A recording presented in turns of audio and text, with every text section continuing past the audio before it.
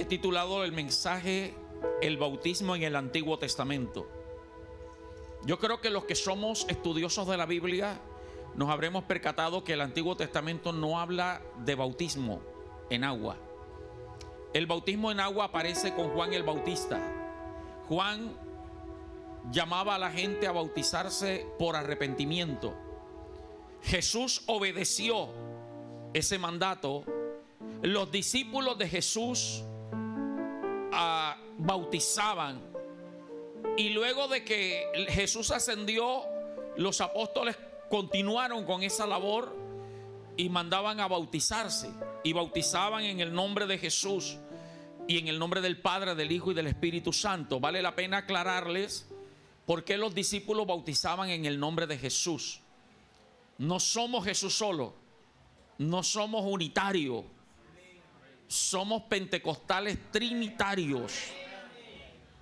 Pentecostales trinitarios. Diga conmigo, pentecostal trinitario. Dígale que está al lado suyo: yo soy pentecostal trinitario. Siempre es bueno recordarle esto por si alguna vez usted está en otra ciudad, en otro país, quiere congregarse, buscar una iglesia de doctrina bíblica o sana doctrina o bíblica. Búsquela que sea pentecostal, que sea trinitaria.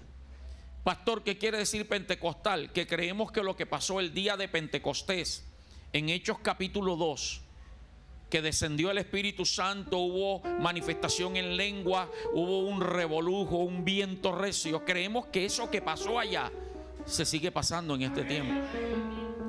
Por eso somos pentecostales. ¿Ok? Trinitario porque creemos en un solo Dios manifestado en tres personas diferentes. El Padre es una persona, Jesucristo es otra persona diferente, y el Espíritu Santo es otra persona diferente a los demás, a los otros dos. Entonces, ¿por qué los discípulos bautizaban solo en el nombre de Jesús? Porque recuerde que ellos empezaron a predicarle a los judíos, al pueblo de Israel.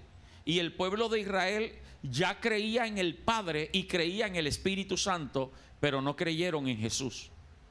O sea que ellos por Juan ya estaban bautizados. Ellos lo que tenían que creer era en Cristo, y por eso los discípulos les decían: bautícense en el nombre de Jesús, el que les hacía falta. A ellos les hacía falta uno solo, a nosotros nos hacía falta los tres. Por eso bautizamos en el nombre del Padre y del Hijo y del Espíritu Santo. Pero retomo, en el Antiguo Testamento usted no encuentra la palabra bautismo.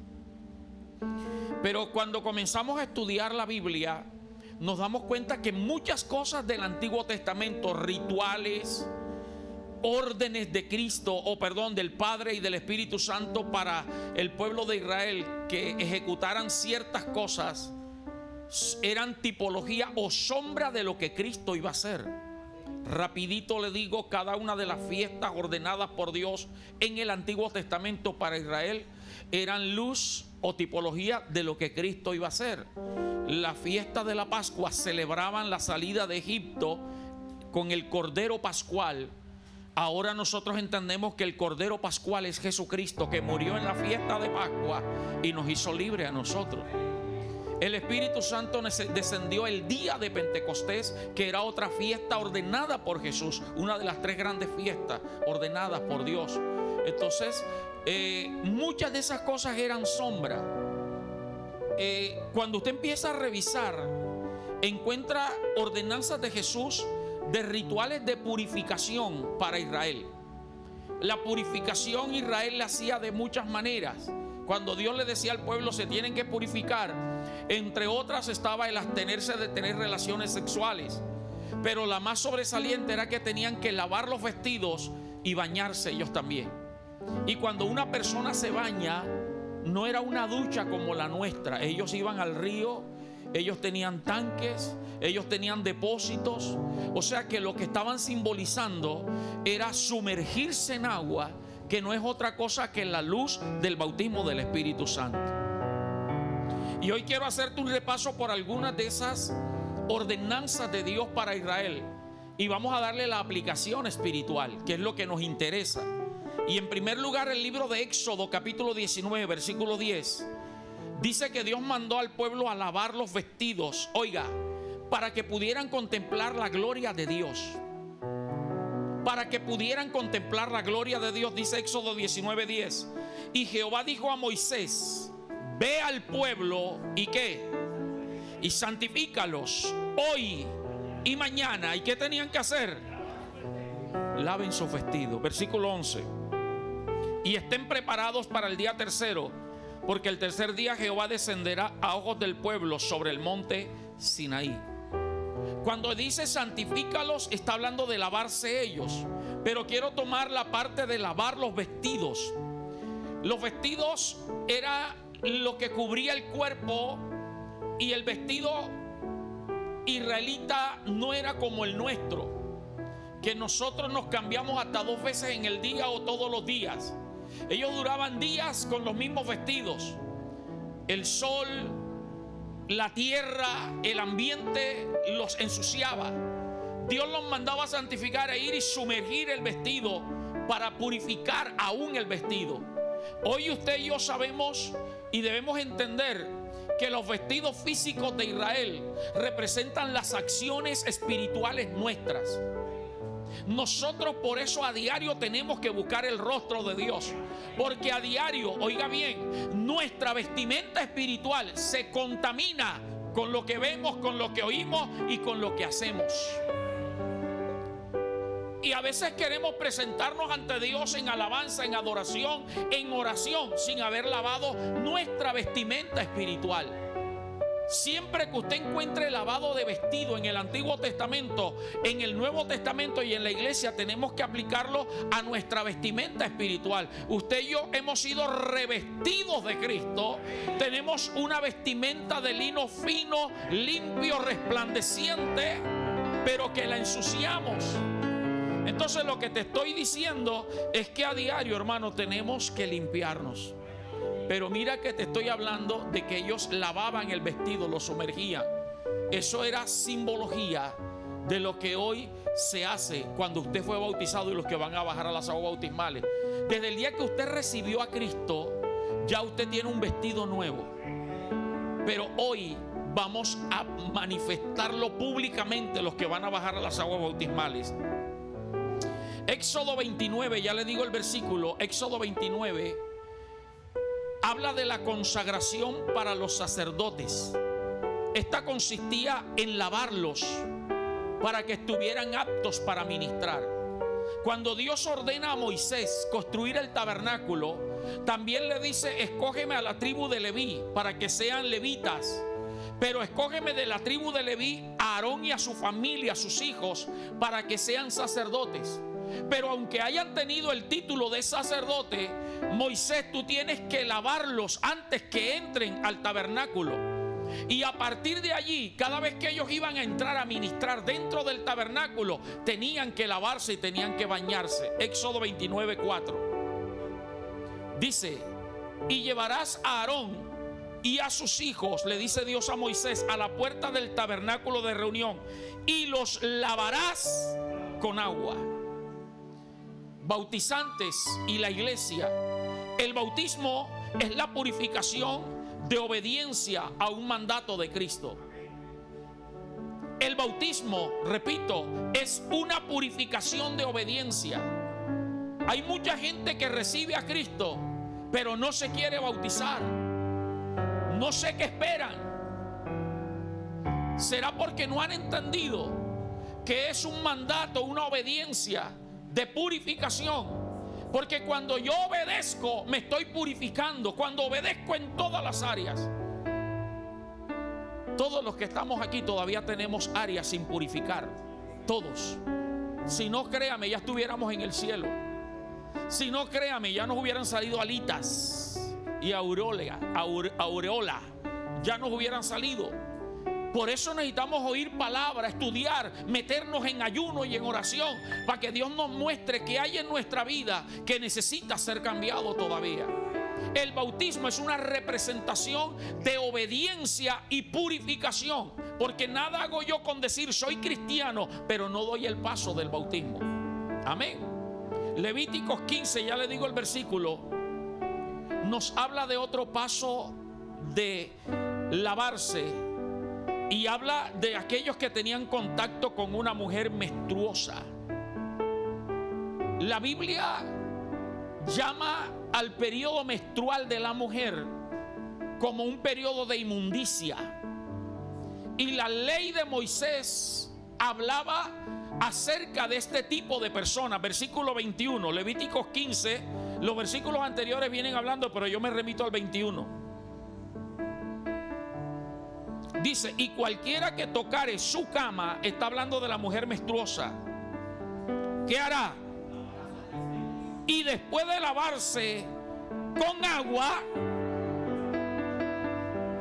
será inmundo hasta la noche. O sea que nadie podía acostarse en la misma cama. Benditas mujeres hoy y los hombres benditos que no somos parte del antiguo pacto en ese aspecto. Amén. Porque ya la ley de Moisés no nos rige a nosotros en ese aspecto. Pero le digo algo, mujeres, en la antigüedad la mujer debía vestirse de una manera tal que todo el que estaba alrededor debía saber que ella estaba menstruando. Hoy día existen los tampones, hoy día existen las invisibles supuestamente. Es más, usted no tiene ni idea si la que está sentada al lado suyo está menstruando. Pero la ley era rígida. La ley decía, sigo leyendo el versículo 22, oiga: también cualquiera que tocare cualquier mueble sobre que ella se hubiere sentado, lavará sus vestidos, se lavará luego a sí mismo con agua y será inmunda hasta la noche. ¿Con qué tenía que lavarse? Y el agua quitaba la inmundicia del que tocaba a la inmunda. El agua quitaba la inmundicia. El bautismo es una representación aquí de que usted y yo, cuando nos bautizamos, somos limpios de la inmundicia del pecado. Amén. Hemos sido limpios con la sangre de Cristo. Y la naturaleza pecadora inmunda que había en nosotros ha sido quitada. Aclaro, desde el momento en que ustedes recibieron a Cristo, Cristo los limpió. Amén. Pero el bautismo es una representación pública de que ya no hay inmundicia en nosotros. Ya no somos inmundos. Ahora somos santos y aptos para el reino de nuestro Señor Jesucristo. Aleluya. Si lo vas a aplaudir, apláudelo con gozo. Sigo en el libro de Levíticos 14, ya te digo el versículo. Otra orden de lavarse para los que salían de la lepra. No podían presentarse en la familia si primero el sacerdote no les daba de alta. La lepra era todavía peor que la mujer menstruosa. La ley era más rígida. Al menos la mujer que menstruaba podía seguir viviendo en la casa. Debía tener su silla aparte, su cama aparte, todo lo suyo aparte, y nadie la podía tocar. Pero el leproso tenía que ser sacado fuera de la ciudad. No podía vivir en comunidad. Era tenido también como una persona inmunda. Y ese hombre leproso, cuando estaba comenzando la lepra, debía tener una pronunciación constante. Cuando veía gente que venía acercándose, ellos tenían que gritar: inmundo, inmundo, soy inmundo, para que el que venía cerca se apartara y lo dejara cruzar. O sea que era gente despreciable y abominable. Para los que no recuerdan que es la lepra, es una enfermedad en la piel que va haciendo que la carne se vaya cayendo.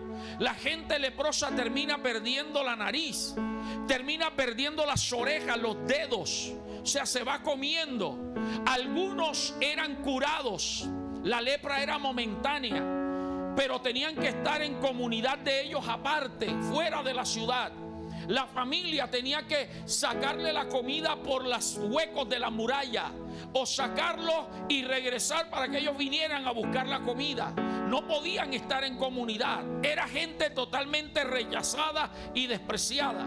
Pero si alguno sentía que estaba siendo curado, que estaba siendo limpio, tenía que ir donde el sacerdote.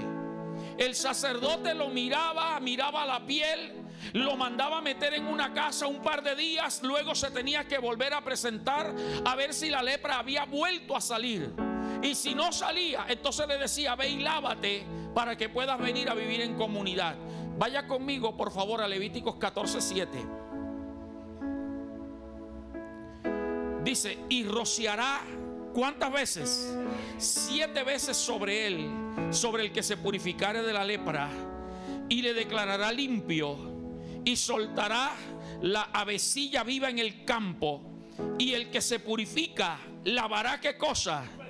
Porque el vestido estaba inmundo también, y raerá todo su pelo y se lavará con agua y será limpio, y después entrará en el campamento y morará fuera de su tienda 7 días, y el 7º día raerá todo el pelo de su cabeza, su barba y las cejas de sus ojos y todo su pelo, y lavará sus vestidos y lavará su cuerpo en agua y será.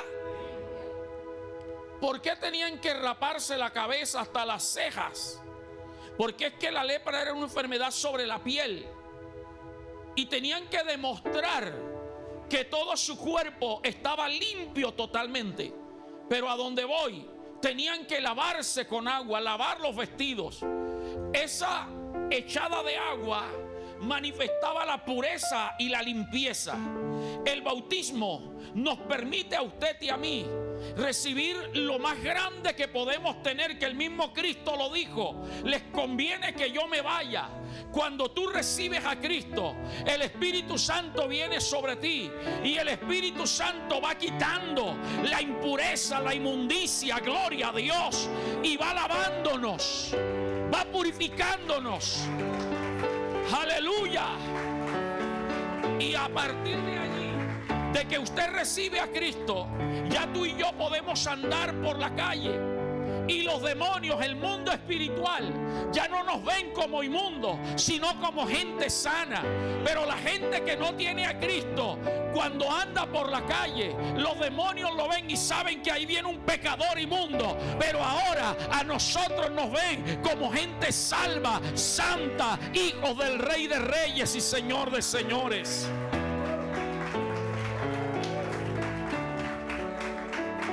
Eso es representación del bautismo en agua.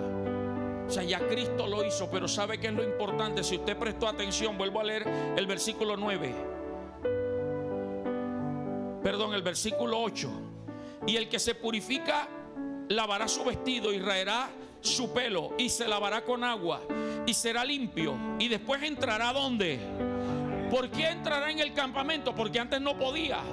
Antes tenía que estar afuera. Y morará fuera de su tienda 7 días. 9. Y el 7º día raerá todo el pelo de su cabeza, su barba y las cejas de sus ojos y todo su pelo. Y lavará sus vestidos, lavará su cuerpo en agua. ¿Y será qué? Y entonces ya no solamente va a estar en el campamento, ahora puedes volver a tu casa. ¿Sabe qué bendición hay cuando usted se bautiza? Porque ahora haces parte, número 1, del pueblo de Dios, de la gran familia de Dios a nivel mundial. Y en segundo lugar, haces parte de la familia edenista. Ya no serás una visita, ya no serás un amigo. Ahora eres miembro del cuerpo de Cristo. Ahora haces parte de la familia. Aleluya. Y puedo mencionarte tantos textos, pero termino con Zacarías 13. Ya te digo el versículo. Zacarías 13. Dice el versículo 1: en aquel tiempo habrá un manantial abierto para la casa de David y para los habitantes de Jerusalén. ¿Habrá qué cosa? Un manantial abierto, es decir, no se puede cerrar. Permanente habrá agua para la purificación del pecado y de la inmundicia. Hay un manantial abierto permanente que es la sangre de Jesucristo. ella está lista y está purificando a todo el que entra. Desde el día en que usted y yo recibimos a Cristo de corazón y con entendimiento, desde ese día ese manantial nos limpió, ese manantial nos purificó.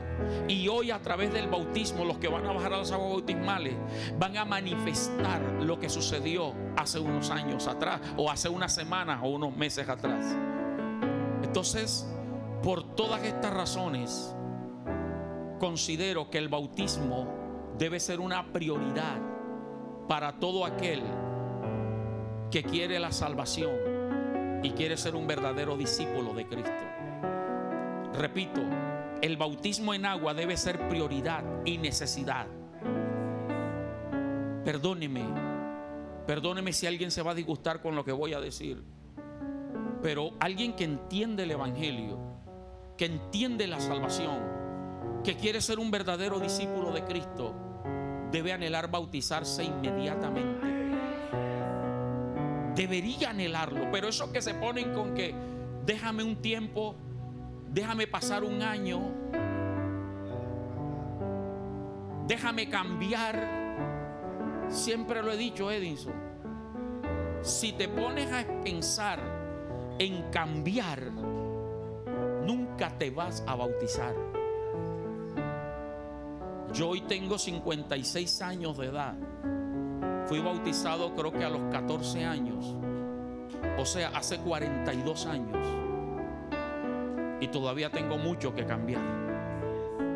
O sea, nunca me hubiese bautizado.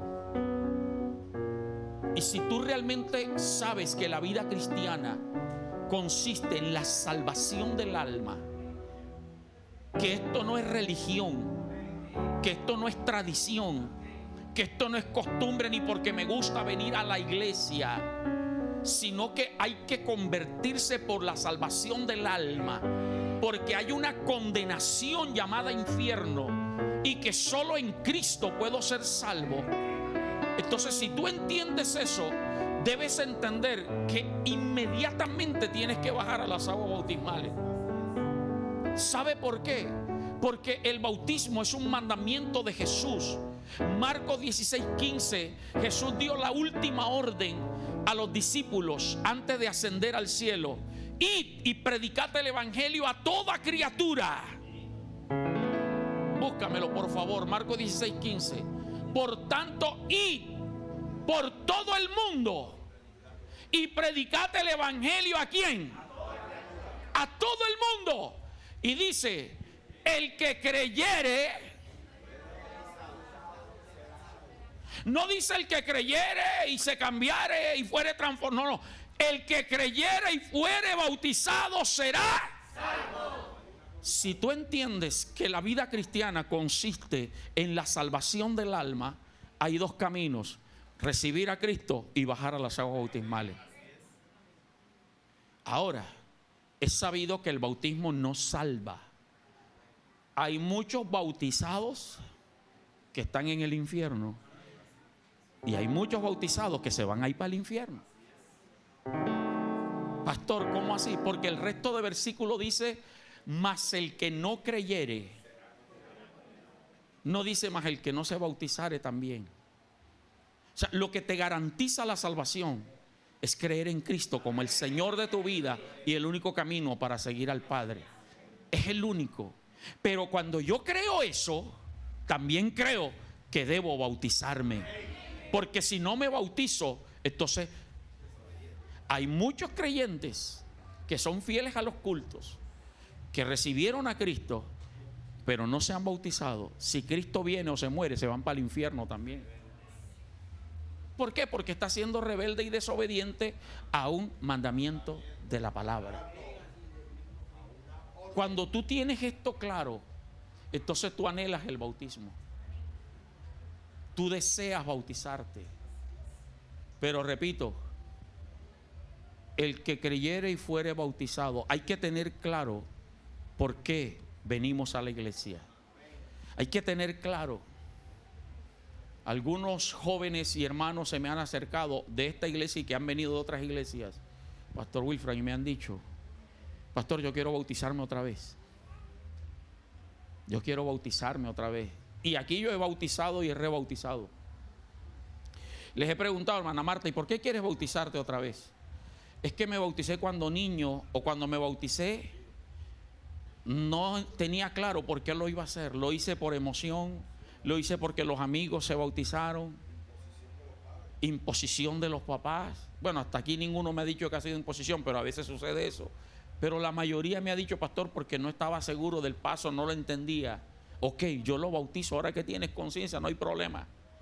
¿Verdad? No hay problema, yo los bautizo. Hoy vamos a bautizar un niño de 12 años, 13 años tiene Santiago, ponte de pie. Santiago, yo le he preguntado y ahorita le volví a preguntar, ¿estás seguro del paso que vas a dar? Él me dice que sí. Cuando tengas 20 años no me vayas a pedir que te bautice. Y además que esto queda grabado. Él está seguro. Él ha sido criado en el Evangelio y está seguro del paso. Mire, repito, puede sentarte, repito, cuando usted entiende la salvación, hay una historia, y con esto concluyo esta parte, de Felipe y el etíope. ¿Lo conoce? Felipe es conocido como uno de los primeros evangelistas en la palabra de Dios. Felipe estaba predicando en la ciudad de Samaria a multitudes y la gente se convertía. Y dice que de pronto el Espíritu Santo lo transportó y lo llevó al desierto, a un camino. Y venía una caravana, y en la caravana venía un etíope, eunuco, tesorero de la reina Candace, una reina muy importante.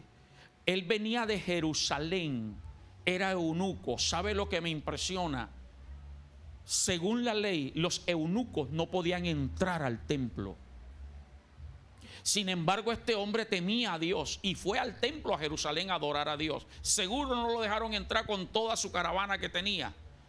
Cuando venía de vuelta, dice que Dios, el Espíritu, le dijo a Felipe: acércate a la caravana. Y Felipe se acercó y escuchó que el eunuco venía leyendo la palabra de Dios, el libro de Isaías. Felipe hizo como hacen los cristianos de la iglesia El Edén, que aprovechamos, hermano Gustavo, la mínima oportunidad para hablar de Cristo. Que en la tienda están hablando de que todo está caro, y los cristianos de la iglesia El Edén no dicen: sí, verdad, ¿dónde iremos a parar? Los cristianos de la iglesia El Edén dicen: Cristo es la esperanza. Los cristianos de la iglesia El Edén van a la cita médica y aunque no los atiendan y haya una fila, no comienzan a insultar a nadie, sino que oran para que haya paz. Felipe se acercó y le preguntó: ¿entiendes lo que lees? El eunuco le dijo: ¿cómo voy a entender si nadie me está explicando? Entonces lo mandó a subir. Felipe le explicó. El etíope le dijo: ¿de quién habla este texto? ¿Del escritor o de otra persona? Felipe le dijo: habla del Mesías, de Cristo. Y comenzó a predicarle y a hablarle. Y mire lo que es una verdadera conversión. Creo que por ahí está el texto. El etíope enseguida le dijo, ¿no lo ha encontrado?